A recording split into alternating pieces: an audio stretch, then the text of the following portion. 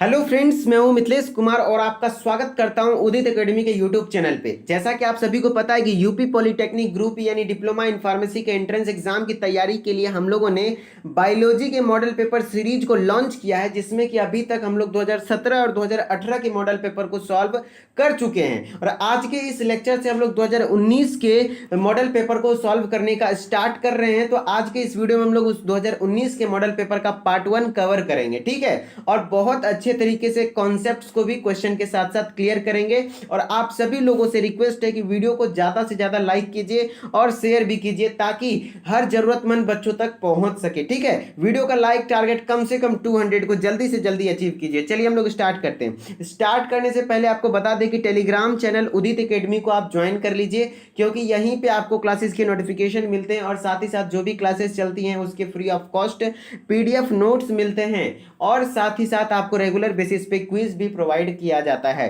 ठीक है। तो चलिए अब हम लोग स्टार्ट करते हैं अपने फर्स्ट क्वेश्चन से। आज के 2019 के मॉडल पेपर का फर्स्ट क्वेश्चन है बायोलॉजी का। क्या माइटोकॉन्ड्रिया को देखने के लिए प्रयोग में किया जाने वाला अभिरंजक कौन सा है? देखिए, बात ऐसा होता है कि माइटोकॉन्ड्रिया को यदि माइक्रोस्कोप में बिना अभिरंजित किए, अब देखिए अभिरंजक क्या होता है। अभिरंजक एक ऐसा केमिकल कंपाउंड है जो कि क्या करे, किसी को रंग प्रदान कर दे। मतलब एक तरीके से अभिरंजन करना मतलब अभिरंजित करना, इंग्लिश में इसको स्टेनिंग प्रोसीड्यूर कहते हैं, जिसमें क्या होता है किसी चीज को कलर किया जाता है तब जाकर के वो माइक्रोस्कोप में विजिबल होता है। ठीक वही बात होता है माइटोकॉन्ड्रिया के साथ। जब माइटोकॉन्ड्रिया को अगर कलर नहीं किया जाता है, स्टेन नहीं किया जाता है, यानी अभिरंजित नहीं किया जाता है, तब तक वो अच्छे तरीके से विजिबल नहीं हो पाता है। तो उसको विजिबल माइक्रोस्कोप के अंदर होने के लिए उसको अभिरंजित किया जाता है, यानी स्टेन किया जाता है। आम भाषा में समझे तो उसको कलर किया जाता है। तो किस अभिरंजक के द्वारा किया जाता है, तो यह आपको ध्यान रखना है कि माइटोकॉन्ड्रिया को देखने के लिए किस अभिरंजक का उपयोग किया जाता है, तो वह जेनस ग्रीन का उपयोग किया जाता है। किसका? जेनस ग्रीन का। जब जेनस ग्रीन का उपयोग करके माइटोकॉन्ड्रिया को देखते हैं माइक्रोस्कोप में, तो कुछ इस प्रकार का माइटोकॉन्ड्रिया हम लोगों को विजिबल होता है। क्लियर? समझ गया ना। चलिए नेक्स्ट क्वेश्चन पे आते हैं। अब हम लोग नेक्स्ट क्वेश्चन है डिक्टियोसोम है। देखिए डिक्टियोसोम होता है, इससे पहले मैं आपको एक स्लाइड देता हूं, उसको समझते हैं। देखिए जो गोल्जी एपरेटस होता है ना, गोल्जी बॉडी, ये एनिमल सेल में भी पाया जाता है, यानी जंतु कोशिका में भी पाया जाता है, और पादप कोशिका में भी पाया जाता है, यानी प्लांट सेल में भी। लेकिन प्रोकैरियोटिक कोशिका में ये नहीं पाया जाता है। कौन?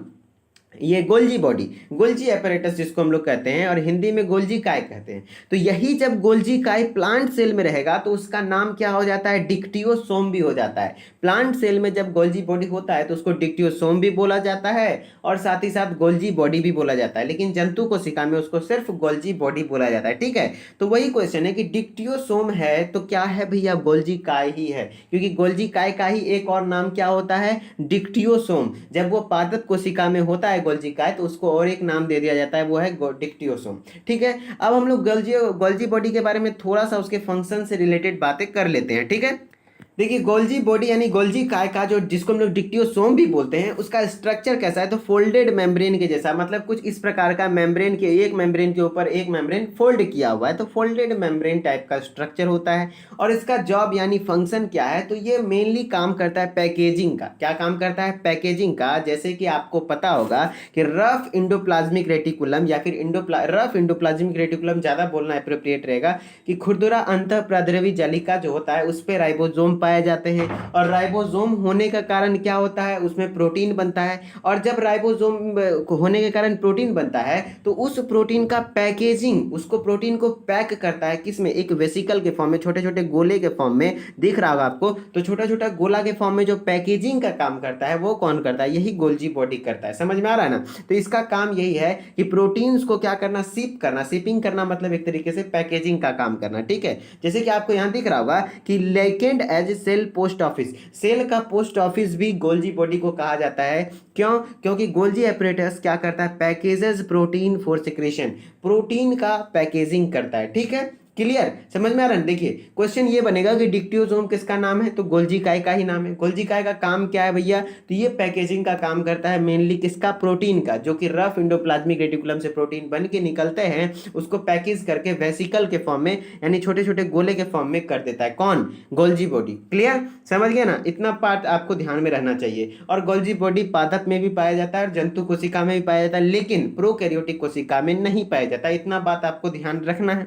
चलिए नेक्स्ट क्वेश्चन है, आवृत बीजी का भ्रूणकोश बना होता है। ये क्वेश्चन तो वो बच्चे जरूर करेंगे जो कि मेरे 500 प्लस प्रश्नकाल सीरीज को फॉलो किएंगे। वहां पे मैंने बहुत अच्छे तरीके से समझाया था कि आवृत बीजी यानी एंजियोस्पर्म का भ्रूणकोश यानी एम्ब्रियो सेक का बात कर रहा है कि बना होता है। तो देखिए ये आपके क्लास 12th एनसीईआरटी का डायग्राम है कि ये जो एम्ब्रियो सेक किस तरीके से बना होता है। तो आपको जितना भी रेड रेड वाला दिख रहा है ना, लाल लाल वाला, वो सब क्या है, उसका केंद्रक है। तो टोटल देखिए ऊपर में 3 केंद्रक, बीच में 2 केंद्रक, नीचे भी 3 केंद्रक, 1 2 3, तो 3 केंद्रक है। तो 3 2 कितना हुआ, 3 2 5 2 7, तो हो गया कितना टोटल कि केंद्रक कितना हो गया, 7 केंद्रक। टेक 1 सेकेंड, सॉरी, 3 3 देखिए 3 नीचे 3 ऊपर, तो कितना हुआ 6, अब बीच में 2, तो 3 3 6 तो 8 केंद्रक हो गया। कितना केंद्रक हो गया, 8 केंद्रक हो गया। लेकिन जब आप सेल गिनेंगे तो ऐसा होता है कि हर केंद्रक के पास अपना एक सेल है, हर केंद्रक के पास, लेकिन बीच में जो एक सेंट्रल सेल होता है उसमें डबल न्यूक्लियस होता है। कितना, डबल न्यूक्लियस होता है। तो इस कारण से एक सेल कम हो जाता है। क्या हो जाता है, एक सेल कम हो जाता है। तो इस तरीके से हमारे पास टोटल न्यूक्लियस यानी केंद्रक हो जाएंगे 8 केंद्रक और कोशिका कितने हो जाएंगी, 7 कोशिका। तो इस तरीके से हमारा आंसर हो जाएगा नंबर 3 कि 8 केंद्रक तथा 7 कोशिकाओं से बना होता है। ठीक है, 8 केंद्रक क्यों, क्योंकि सेंट्रल सेल में 2 पोलर न्यूक्लियाई होता है। कितना, 2 पोलर न्यूक्लियाई होता है। इस कारण से यहाँ पे केंद्रकों की संख्या बढ़ जाती है। 8 केंद्रक तथा 7 कोशिकाओं से बना होता है आवृत बीजी का भ्रूणकोश यानी एंजियोस्पर्म का एम्ब्रियो सेक। ठीक है, चलिए नेक्स्ट क्वेश्चन पे आते हैं हम लोग। नेक्स्ट क्वेश्चन है, ग्लाइकोलाइसिस तथा क्रेब चक्र के मध्य योजक कड़ी है। देखिए हमने इस चैप्टर को नहीं पढ़ाया है प्लांट रेस्पिरेशन अभी तक, तो हमारे पास समय भी नहीं है हम लोग कि आप प्लांट रेस्पिरेशन को पूरा टॉपिक को अच्छे तरीके से पढ़ पाएं, लेकिन हम लोग एक आइडिया दे देते हैं। ठीक है, देखिए प्लांट रेस्पिरेशन में क्या होता है कि ग्लाइकोलाइसिस एक चीज होता है, क्या कि ग्लाइकोलाइसिस, मैं थोड़ा सा जूम करता हूं इस डायग्राम को। देखिए ग्लाइकोलाइसिस का मतलब होता है कि ग्लूकोज का टूटना, क्या, ग्लूकोज का टूटना। पौधे में जो ग्लूकोज का टूटते हैं तो उस प्रक्रिया को ग्लाइकोलाइसिस कहते हैं। ठीक है, तो ग्लाइकोलाइसिस जब टूटता है तो वो क्या बनाता है, तो पायरुवेट बनाता है। क्या बनाता है, पायरुवेट, जिसको हम लोग पायरुविक एसिड भी कहते हैं। क्या कहते हैं, पायरुविक एसिड। जब उसका ऑक्सीडेशन होता है, क्या होता है, ऑक्सीकरण होता है, तो वो एसिटाइल कोएंजाइम ए में बदल जाता है। किस में बदल जाता है, एसिटाइल कोएंजाइम ए में। देन वो acetyl coenzyme A Krebs cycle में चला जाता है। ठीक है, तो वही कह रहा है कि क्रेब चक्र और ग्लाइकोलाइसिस के बीच का मध्य कड़ी कौन सा है, तो भैया एसिटाइल कोएंजाइम ए है। क्लियर हुआ, क्या क्लियर हुआ। चलिए मैं एक बार और समझाता हूं कि देखिए क्वेश्चन ये है कि ग्लाइकोलाइसिस क्या क्या है, ग्लाइकोलाइसिस और क्रेब साइकिल के बीच मध्य कड़ी कौन सा है। तो ग्लाइकोलाइसिस यहाँ पे कंप्लीट हो जाता है, पायरुवेट बन जाता है, फिर यहाँ से स्टार्ट हो जाता है क्या, क्रेब साइकिल, तो उसके बीच का मध्य कड़ी क्या है, एसिटाइल कोएंजाइम ए है। ये आपको ध्यान रखना है। ठीक है, तो इस तरीके से ये क्वेश्चन क्लियर होता है कि ग्लाइकोलाइसिस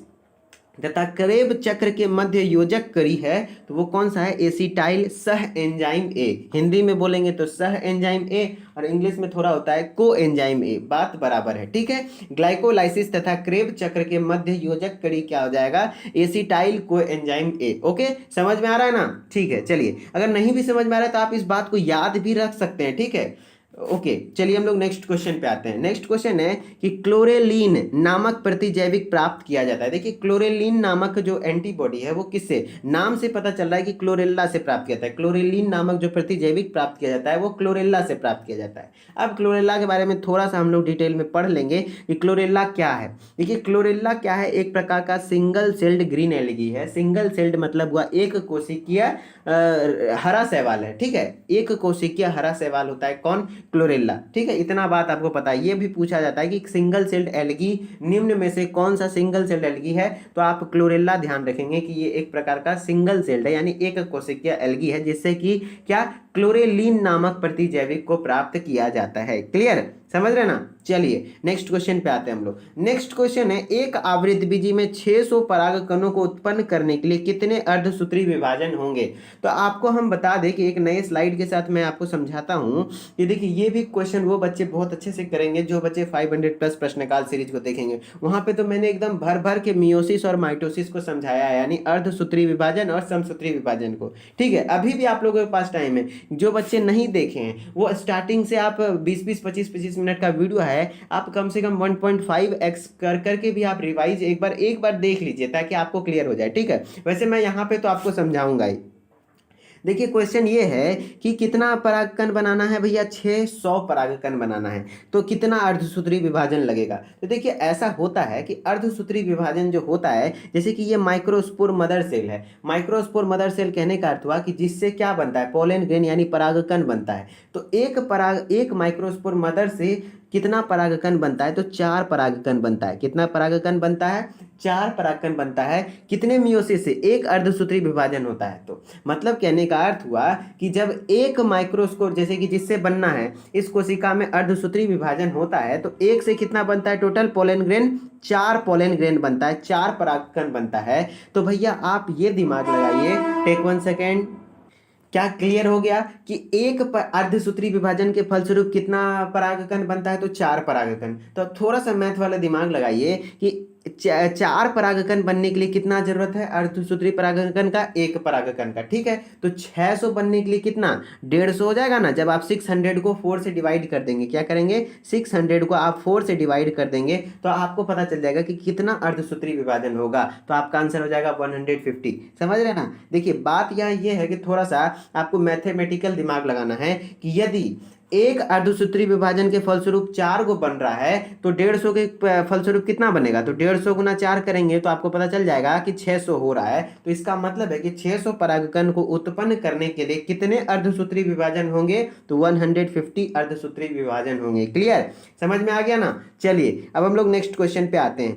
नेक्स्ट क्वेश्चन है हमारा, मानव में जनसंख्या वृद्धि का ग्राफ होता है। देखिए जनसंख्या वृद्धि का 2 तरीके का ग्राफ होता है। ठीक है, एक होता है लॉजिस्टिक ग्रोथ मॉडल, क्या होता है लॉजिस्टिक, और एक होता है एक्सपोनेंशियल ग्रोथ मॉडल। ठीक है, ये सब चीजें आपके सिलेबस से हैं, क्लास 12 के इकोलॉजी से हैं, कोई चीज बाहर से नहीं है। ठीक है, अगर जो बच्चे क्लास 11 12 को सही से पढ़े होंगे उनको सब पता चल रहा होगा कि मैं सभी सिलेबस में ही बात कर रहा हूँ। ठीक है, बात ऐसा है ना कि आपके यूपी पॉलिटेक्निक में जो क्वेश्चन आता है वो आपके 11 12 बेस्ड क्वेश्चन आते हैं, और जो यहाँ पे हुआ फैला हुआ है ना कि आपके खास करके बायोलॉजी के लिए, यूपी पॉलिटेक्निक वालों के लिए, मतलब कुछ भी क्वेश्चन कराए जा रहे हैं। सर ऐसे लेवल के क्वेश्चन आते हैं, सच में बता रहा हूँ कि ठीक यही लेवल है। जो मॉडल पेपर सीरीज है ना, ये अच्छा लेवल है, इसी टाइप का कुछ क्वेश्चन आपको देखने को मिलेगा। ठीक है, मानव जनसंख्या वृद्धि का ग्राफ होता है। तो देखिए ग्रोथ मॉडल कितने प्रकार के होते हैं, 2 प्रकार के, एक लॉजिस्टिक ग्रोथ मॉडल, एक एक्सपोनेंशियल। तो लॉजिस्टिक ग्रोथ मॉडल किसमें पे देखने को मिलता है, मानव में। किसमें, मानव में। क्यों, क्योंकि मानवों के लिए जो है ये जो एक क्राइटेरिया होता है कि हम लोग के पास रिसोर्सेज क्या है, कोई भी है, खाना हमारे पास लिमिटेड खाना है, तो हम लोग उतना पॉपुलेशन नहीं बढ़ा सकते हैं। एक बार बढ़ाते हैं पॉपुलेशन तो फिर एक बार कांस्टेंट हो जाता है। ठीक है, कुछ इस प्रकार का होता है। टेक 1 सेकेंड, आपको सब चीज़ें समझ में आएगी, बस थोड़ा सा रुकिए। क्या, थोड़ा सा समझने की कोशिश कीजिए कि लॉजिस्टिक ग्रोथ किस में होता है। आपको इतना ध्यान रखना है, सीधा अभी समझाने का टाइम भी नहीं है, हम लोगों को समझना उतना नहीं है। देखिए लॉजिस्टिक ग्रोथ देखने को मिलता है किस में, ह्यूमंस में, और एक्सपोनेंशियल ग्रोथ किस में देखने को मिलता है, जैसे कि माइक्रोब्स में, सूक्ष्म जीवों में। सूक्ष्म जीव में आपको पता होगा कि रात भर में दही में एक आप थोड़ा सा दही डाल देते हैं दूध में, तो रात भर में वो पूरा दही बदल जाता है, कितना सारा लैक्टोबैसिलस बैक्टीरिया बदल जाता है। तो एकदम कम टाइम में बहुत ज़्यादा पॉपुलेशन ग्रोथ होना, उसको तब एक्सपोनेंशियल ग्रोथ कहते हैं। तब अगर जो बोलता है कि जनसंख्या का कैसा ग्राफ बनेगा, तो जे शेप बन रहा है। देखिए जे शेप बन रहा है ना, लेकिन यहाँ क्या बोल रहा है, मानव में। और मानव में किस प्रकार का होता है, लॉजिस्टिक। और लॉजिस्टिक में आपको दिख रहा होगा कि एस टाइप का बन रहा है,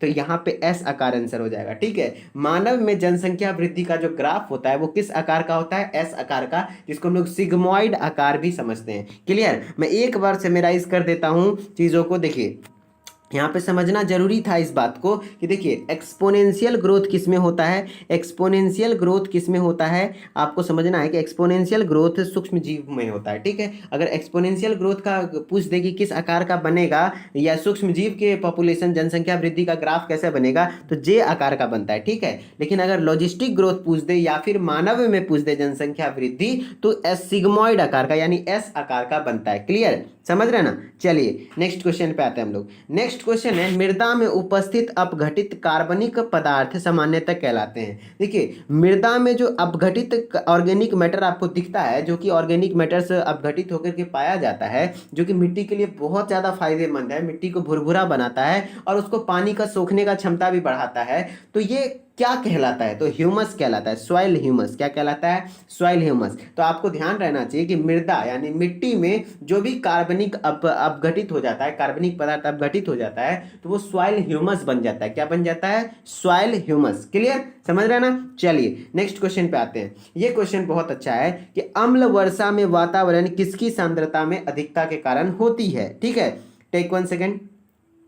क्या बोल रहा है क्वेश्चन, अम्ल वर्षा वातावरण में किसकी सांद्रता की अधिकता के कारण होती है। तो आपको सभी को पता है कि एसिड रेन अम्ल वर्षा होता है। ठीक है, तो अम्ल वर्षा का थोड़ा सा कॉन्सेप्ट आप समझिए, थोड़ा सा जूम करके मैं समझाता हूं, उसके बाद हम लोग बात करेंगे। देखिए जो अम्ल वर्षा होता है कि पूछ रहा है क्वेश्चन कि किसकी अधिकता के कारण होता है, तो पहले हम लोग ये समझेंगे कि अम्ल वर्षा होता क्या है। तो देखिए वातावरण में दो गैस, खास करके SO2 और NO2, क्या क्या, SO2 और NO2 गैस बहुत ज्यादा बढ़ जाता है। क्या हो जाता है, इसका सांद्रता यानी कॉन्सेंट्रेशन वायुमंडल में बहुत ज्यादा बढ़ जाता है। तब क्या होता है कि जैसे इवापोरेशन तो हर समय होता है, या तो जल वाष्प या फिर बारिश का पानी जल, तो इससे रिएक्ट करके वो क्या बना देता है, HNO3, NO2 किस में बदल जाता है, HNO3 यानी नाइट्रिक एसिड में, और SO2 बदल जाता है सल्फ्यूरिक एसिड में। फिर वो बारिश के पानी के साथ नीचे गिरता है, तो उसी को हम लोग एसिड रेन कहते हैं। समझ में आ रहा है ना, एसिड रेन क्या है। देखिए एसिड रेन का कॉन्सेप्ट समझना जरूरी है, आपके एग्जाम में इस साल एकदम हमको लग रहा है कि एक क्वेश्चन आएगा एसिड रेन से। ठीक है, तो ये इंपॉर्टेंट टॉपिक है कि देखिए वायुमंडल में कौन से गैस का सांद्रता बढ़ जाता है, NO2 गैस का और SO2 गैस का। जब ये NO2 गैस और SO2 गैस बढ़ जाते हैं, तब इवेपोरेशन के थ्रू या तो जल वाष्प से या तो बादल के पानी से वो रिएक्ट करके NO2 किस में बदल जाता है, नाइट्रिक एसिड में, और SO2 बदल जाता है सल्फ्यूरिक एसिड में। फिर वो बारिश के पानी के साथ ये दोनों एसिड गिरने लगता है जमीन पे, तो इसको हम लोग एसिड रेन कहते हैं। क्लियर, समझ गए कॉन्सेप्ट। अब क्वेश्चन देखिए, क्वेश्चन इजी सा है कि अम्ल वर्षा वातावरण में किसकी सांद्रता की अधिकता के कारण होती है। तो अब आपको पता चल रहा होगा कि SO2 तथा NO2 के सांद्रता के अधिकतम होने के कारण होती है। समझ में आ रहा है ना कि अम्ल वर्षा किसकी अधिकता के कारण होती है, तो SO2 तथा NO2 के अधिकता होने के कारण होती है। और SO2 किस में तब्दील हो जाता है, तो सल्फ्यूरिक एसिड में यानी H2SO4 में, और NO2 किस में तब्दील हो जाता है, तो HNO3 में, जिसमें कि नाइट्रिक एसिड कहते हैं। क्लियर, समझ में आ गया ना। चलिए नेक्स्ट क्वेश्चन पे आते हैं हम लोग। नेक्स्ट क्वेश्चन है बेंथम एवं हुकर द्वारा दी गई वर्गीकरण की पद्धति किस पुस्तक में प्रकाशित हुई। तो देखिए बेंथम एवं हुकर जो साइंटिस्ट थे, इन्होंने नेचुरल क्लासिफिकेशन सिस्टम को प्रोग्रेस किया, मतलब खोजा था। किसको, प्राकृतिक वर्गीकरण पद्धति को। किसको, प्राकृतिक वर्गीकरण पद्धति को किसने खोजा था, बेंथम एवं हुकर ने। और इस जो प्राकृतिक वर्गीकरण पद्धति है, नेचुरल क्लासिफिकेशन सिस्टम है, उसको किसमें इन्होंने प्रकाशित किया, किस पुस्तक में, तो जेनेरा प्लांटेरम में। किसमें, जेनेरा प्लांटेरम नाम के पुस्तक में इन्होंने प्रकाशित किया था। क्लियर, बेंथम एवं हुकर से ये दो सवाल आता है। बेंथम एवं हुकर ने क्या दिया था, तो नेचुरल क्लासिफिकेशन सिस्टम दिया था। फिर किस बुक में प्रकाशित किया था, पब्लिश किया था, तो जेनेरा प्लांटेरम नाम की किताब में। ठीक है, फिर एक आता है सिस्टेमा नेचुरी बुक के बारे में पढ़ना है। सिस्टेमा नेचुरी बुक क्या है, तो आप कैरोलस लिनियस को जानते होंगे। कैरोलस लिनियस एक महान वैज्ञानिक हैं, जिन्होंने वर्गीकी क्लासिफिकेशन के पितामह कहा जाता है। वर्गीकी का पितामह किसको कहते हैं, कैरोलस लिनियस। और कैरोलस लिनियस ने ही 2 किंगडम क्लासिफिकेशन सिस्टम दिया था, द्विजगत वर्गीकरण पद्धति को दिया था। किसने, कैरोलस लिनियस ने। तो कैरोलस लिनियस ने जो द्विजगत पद्धति का वर्गीकरण का नियम दिया था, वो किस किताब में पब्लिश किए थे, तो सिस्टेमा नेचुरी में। किसमें, सिस्टेमा नेचुरी में। ओके, तो कैरोलस लिनियस का पूछेगा तो सिस्टेमा नेचुरी, और बेंथम एवं हुकर का पूछेगा तो जेनेरा प्लांटेरम। और यदि ये पूछ दे कि वर्गीकी का पितामह किसे कहते हैं, तो कैरोलस लिनियस को। क्लियर, समझ गए ना। चलिए अब हम लोग नेक्स्ट क्वेश्चन पे आते हैं। नेक्स्ट क्वेश्चन है, बहुत इंटरेस्टिंग क्वेश्चन है, माइटोकॉन्ड्रिया की झिल्ली के विषय में कौन सा कथन सत्य नहीं है। देखिए इस टाइप के क्वेश्चन जो भी आपके एग्जाम में आते हैं ये टफ लेवल का क्वेश्चन होता है, ठीक है। इस टाइप के क्वेश्चन में यदि आपका कॉन्सेप्ट क्लियर है तभी आप अटेम्प्ट कीजिएगा, वरना मत कीजिएगा, क्योंकि निगेटिव का बहुत ज्यादा चांस होता है। यहाँ पे बोल रहा है कौन सा कथन सत्य नहीं है, इसका मतलब है कि ये जानना चाह रहा है कि कौन सा कथन सत्य नहीं है मतलब गलत है, सत्य नहीं है मतलब क्या, गलत है। तो कौन सा कॉन्सेप्ट ऐसा है जो कि यहाँ पे 4 लाइन में से कौन सा ऐसा लाइन है जो कि गलत है, यानी क्या है गलत, मतलब क्या हुआ कि कौन सा माइटोकॉन्ड्रिया के बारे में बात सही नहीं है, ठीक है। तो सबसे पहला लाइन पढ़ते हैं, हर एक ऑप्शन को क्लियर करेंगे। इलेक्ट्रॉन स्थानांतरण श्रृंखला के एंजाइम बाह्य भित्ति में अंतः स्थापित होते हैं। हमने पढ़ा है कि माइटोकॉन्ड्रिया में, मैंने कई बार बताया होगा कि माइटोकॉन्ड्रिया के आउटर मेम्ब्रेन पे इलेक्ट्रॉन ट्रांसपोर्ट चेन का एंजाइम नहीं पाया जाता है, पता है ना आपको। मैंने बोला है कि जो श्वसनीय एंजाइम होता है यानी इलेक्ट्रॉन ट्रांसपोर्ट चेन का जो एंजाइम होता है वो आउटर मेम्ब्रेन पे नहीं पाया जाता, आउटर मेम्ब्रेन के अंदर की ओर पाया जाता है। तो क्या ये वही बात लिखना चाह रहा है कि इलेक्ट्रॉन स्थानांतरण श्रृंखला के एंजाइम बाह्य भित्ति के अंतः स्थापित, बाह्य भित्ति पर नहीं लिखना चाह रहा है, बाह्य भित्ति के अंतः स्थापित होते हैं। तो बिल्कुल सही बात है, ठीक है ना, कि बाह्य भित्ति के अंतः स्थापित होते हैं। गलत कब होता है, जब बाह्य भित्ति पर स्थापित होते हैं, ये लिखता तब। तो ये स्टेटमेंट सही है।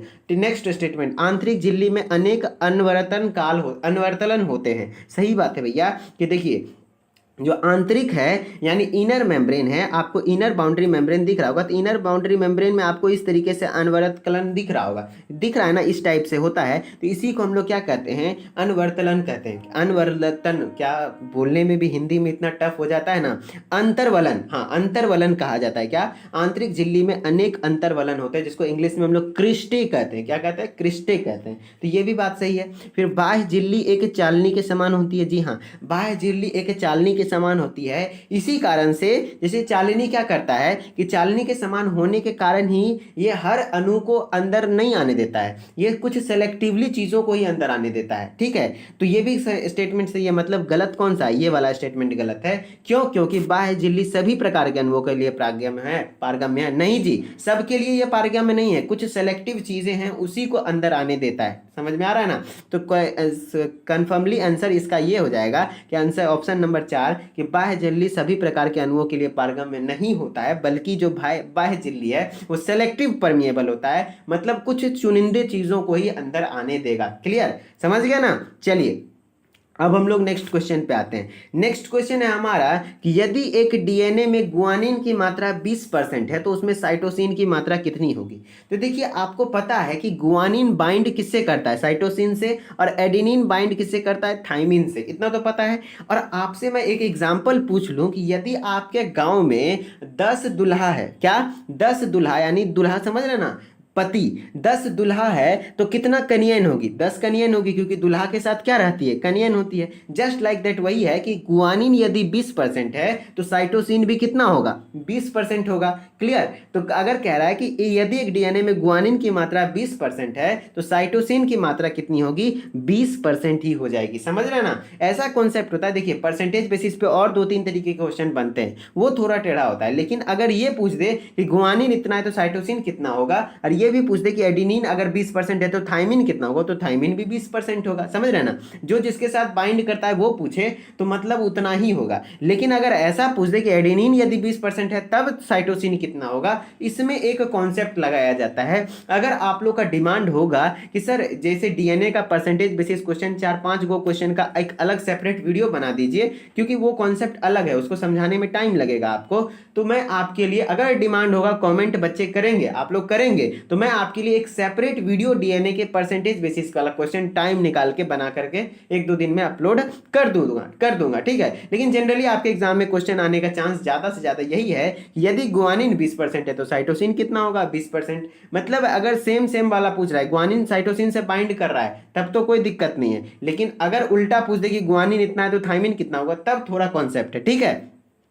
चलिए आप लोग के डिमांड पे डिपेंड करेगा, जो भी बच्चे कमेंट करेंगे कि यस सर एक बार वीडियो खत्म हो जाएगा, लाइव खत्म हो जाएगा, देन आप एक बार कमेंट में लिख दीजिएगा। अगर ज़्यादा से ज़्यादा बच्चों का डिमांड रहा तो मैं जरूर बना दूंगा टाइम निकाल के, ठीक है। चलिए, वायवीय श्वसन में ग्लूकोज के एक अणु के पूर्ण ऑक्सीकरण से कितने एटीपी प्राप्त होते हैं? क्या आपको पता है कि वायवीय यानी एरोबिक रेस्पिरेशन में तो ग्लूकोज का एक अणु पूरा अच्छे तरीके से टूटता है तो कितना एटीपी बनता है? तो आपको बता दें कि टोटल एटीपी की संख्या कितनी होती है? 38 एटीपी। लेकिन कुछ बच्चे बोलेंगे 36 एटीपी। तो भैया ऐसा है ना कि 36 और 38 में काफी कंफ्यूजन है, बल्कि हमें ही कंफ्यूजन नहीं है, एनसीईआरटी किताब को भी कंफ्यूजन है। एनसीईआरटी किताब के क्लास 11th में यदि आप देखेंगे तो एक जगह प्लांट रेस्पिरेशन में 36 एटीपी लिखा हुआ है और एक जगह 38 एटीपी लिखा हुआ है, समझ रहे हैं ना। तो आपके ऑप्शन पे डिपेंड करेगा, यदि ऑप्शन में 38 एटीपी है तो 38 मारिए, अगर ऑप्शन में 36 एटीपी है तो 36 मारिए। दोनों आंसर नहीं देगा, दोनों ऑप्शन नहीं देगा। अगर दोनों दिया भी तो आप ज्यादा चांस रखिए कि 38 एटीपी ज्यादा करेक्ट है, ठीक है। तो वायवीय श्वसन में ग्लूकोज के एक अणु से पूर्ण ऑक्सीकरण में कितना एटीपी प्राप्त होता है? 38 एटीपी। एंड एक्सेप्शनली आप 36 एटीपी को भी ध्यान में रखिए, ऑप्शन देखिएगा, ठीक है। अगर 38 ऑप्शन में ना मिले तो 36 जरूर मिलेगा, ठीक है। चलिए नेक्स्ट क्वेश्चन पे आते हैं हम लोग। हृदय में पाई जाने वाली पेशियां हैं, तो हृदय में जो पाई जाने वाली पेशी यानी मसल है उसको हम लोग कार्डियक मसल कहते हैं। क्या कहते हैं? Cardiac muscle. ओके, देखिए हृदय, देखिए कार्डियक वर्ड जहां आ जाए वो हृदय से रिलेटेड होता है। जैसे कार्डियोलॉजिस्ट उस डॉक्टर को कहते हैं जो हृदय रोग विशेषज्ञ होता है, समझ रहे ना। तो कार्डियम मेम्ब्रेन, जैसे कि पेरिकार्डियम, एंडोकार्डियम, ये सब हृदय के वाल हैं, वो भी हम लोग पढ़ेंगे थोड़ी देर में भी। तो हृदय में पाए जाने वाली जो पेशियां हैं उसको हम लोग कार्डियक मसल कहते हैं, तो कार्डियक मसल को हृदय पेशियां कहेंगे। ओके, क्लियर, समझ गया ना। चलिए अब हम लोग नेक्स्ट स्लाइड पे आते हैं, थोड़ा सा हम लोग हृदय के वाल के बारे में पढ़ेंगे। थोड़ा पूछता है कि कितने वाल्स होते हैं हृदय के, तो 3 वाल होते हैं। सबसे बाहरी वाल को हम लोग पेरिकार्डियम कहते हैं, तो कार्डियम वर्ड आ गया मतलब हृदय का वाल है। फिर मायोकार्डियम हो गया बीच वाला वाल, और एंडोकार्डियम क्या होता है? इनर मोस्ट लेयर होता है। क्लियर, समझ रहे हैं ना।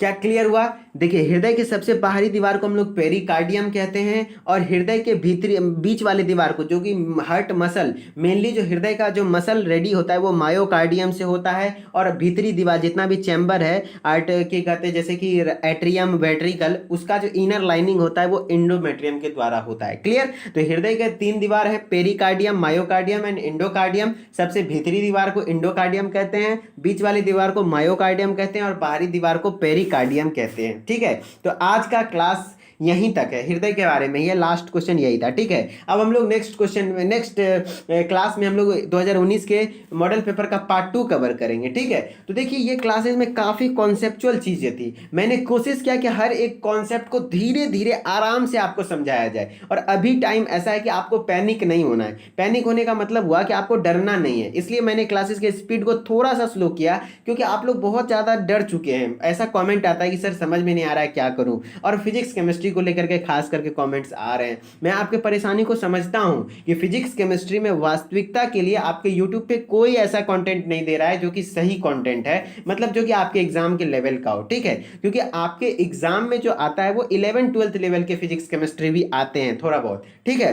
थोड़ा बहुत क्या, मैक्सिमम क्वेश्चन 11-12 से आते हैं। तो फिजिक्स केमिस्ट्री के लिए भी एक स्पेसिफाइड टीचर होना चाहिए जो कि क्वालिटेटिव एजुकेशन दे सके, ठीक है। हम लोगों की बात हो रही है, लेकिन इस बार तो हम लोग नहीं प्रोवाइड करा पाएंगे आपको फिजिक्स केमिस्ट्री के लिए। लेकिन जो नेक्स्ट बैच होगा, जो आपके एग्जाम देने के बाद जो आपके जूनियर्स होंगे, उसके लिए हम लोगों ने काफ़ी एकदम प्लान करके रखा है कि एक फिजिक्स के टीचर और एक केमिस्ट्री के टीचर को भी हम लोग हायर करेंगे। बस आप लोग का सपोर्ट बना रहेगा तो एकदम क्वालिटी एजुकेशन मिलेगा, ठीक है।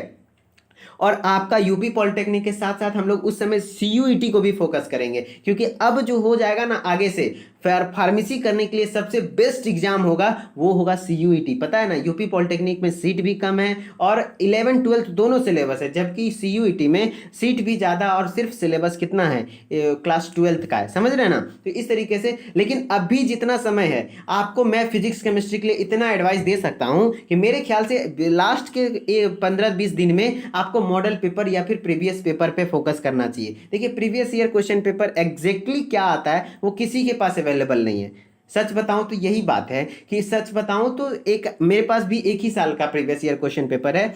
आपको मॉडल पेपर पे ही फोकस करना है, ठीक है। अरिहंत में जो मॉडल पेपर दिए हुए हैं ये एकदम सही लेवल है, मेरे ख्याल से ऐसा ही लेवल का क्वेश्चन आपके एग्जाम में आता है। तो आप फिजिक्स केमिस्ट्री के लिए भी ऐसा कीजिए कि मॉडल पेपर को ही सॉल्व करने की कोशिश कीजिए, ठीक है। जो भी टीचर यदि आपको फिजिक्स केमिस्ट्री यूट्यूब पे पढ़ाते हैं तो उनसे आप रिक्वेस्ट कीजिए कि प्लीज आप मॉडल पेपर को सॉल्व कर दीजिए, ठीक है। अगर इस बार तो नहीं हो पाया हम लोगों से, लेकिन नेक्स्ट बैच जो हम लोग का लॉन्च होगा उसमें हम लोग पूरा फिजिक्स केमिस्ट्री को भी तोड़ के पढ़ाएंगे, ठीक है। कोई दिक्कत नहीं है, उसके लिए भी हम लोग टीचर हायर करेंगे। ओके, तो चलिए मिलते हैं हम लोग 2019 के पार्ट 2 वीडियो में। आप लोग का अगर ज्यादा कमेंट रहेगा तो मैं डीएनए का स्पेशली परसेंटेज बेसिस वाले क्वेश्चन का एक वीडियो बना दूंगा, ठीक है। तो चलिए हम लोग मिलते हैं नेक्स्ट क्लास में। ओके, आप सभी लोगों का क्या कहते हैं दिल से धन्यवाद कि आप लोग इतना प्यार दे रहे हैं इस चैनल को। बस प्यार देते रहिए और वीडियो को शेयर ज्यादा से ज्यादा कीजिए, क्योंकि मेहनत काफी लगता है इसके पीछे, आपको एक जेन्युइन कंटेंट देने के पीछे। तो प्लीज आप लोग सपोर्ट करते रहिए इसी तरीके से।